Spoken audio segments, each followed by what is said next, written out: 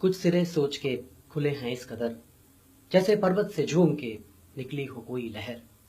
न मुड़ सके न रुक सके, मुसलसल रहे उसका सफर। कोफ्त होती है कभी तो झल्ला के उछल जाता है, फिर ये मरदूद दिल उसी राह पे चल जाता है। सोच के इन सिरों की गिरह बांधे कोई, समझ के किसी दरिया से आके जाए मिल। यकीन की सूरत अगरचे मुश्किल हो, किसी गुमा में ही ये हो जाए शामिल। शायद समझ के उस पार तुम मिलो बेबाक से, बड़ी उम्मीद इन सिरों को है खुलने के इत्तेफाक से।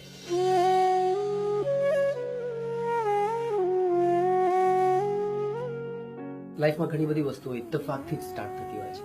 Suddenly things happen and you don't know whether it is good or bad, but later on you realise મારું કરિયર પણ એકદમ આવી જ રીતે યકાયક ઇત્તેફાક એક્સિડેન્ટલી સડનલી સ્ટાર્ટ થયું. ગુજરાત કોલેજમાં ભણતો હતો, હોસ્ટેલમાં રહેતો હતો અને નાટકમાં, ગુજરાતી નાટકોમાં મ્યુઝિક કરું, સંગીત સંકલન અને સંચાલન જેને કહેવાય.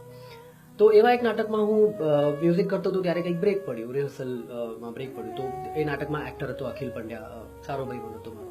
હું એને એક પ્લેની સ્ક્રિપ્ટ કહેતો હતો. I was an aspiring writer. મેં એની પહેલાં કશું લખ્યું નહોતું, પણ I was trying to Impress people કે હા હું બી લખી શકું છું, મને બી આવડે લખવામાં શું છે મોટી વાત. ના, એ વખતે મને ખબર નથી, પણ 4 સ્કૂટર છોડીને પાછળ એક્સિડેન્ટલી યકાયક ઇત્તેફાકથી એક માણસ આમ કરીને સૂતો હતો મસ્તીથી. એ મારી વાત સાંભળતો હતો. એ ભાઈ અનંત પાઠક, એ ગુજરાતના સારા મેકઅપમેન છે, બહુ સારા મેકઅપમેન છે. 2 દિવસ પછી હું હોસ્ટેલથી બહાર નીકળીને સવારે ચા નાસ્તો કરતો હતો અને અનંતભાઈ નીકળ્યા ત્યાંથી પોતાની બાઇક ઉપર ઝૂપ કરીને અને મને આવીને કહે કે તું રાઇટર છે ને.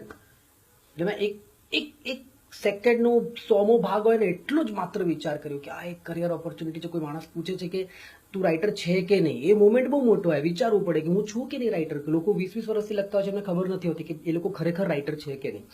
પણ મેં એક સેકન્ડ બહુ વિચાર કર્યો નહીં, પણ તરત મેં કીધું હા હું બહુ સારો રાઇટર છું. તો એણે મને કીધું કે બેસી જા બાઇક ઉપર પાછળ. મેં કીધું ક્યાં? તો કે ઓફિસ. મેં કીધું કઈ ઓફિસ? તો કે તારી ઓફિસ, હવે તને કામ મળશે, તું લખીશ, તું રાઇટર છે ને. અને બાઇકથી મને લઈ ગયા ડોન પ્રોડક્શનની ઓફિસ અને ત્યાં મને ચેતન રાવલ જોડે મળાવડાવ્યું છે. બહુ સારા પ્રોડ્યુસર હતા, એક્ટર હતા આપણે.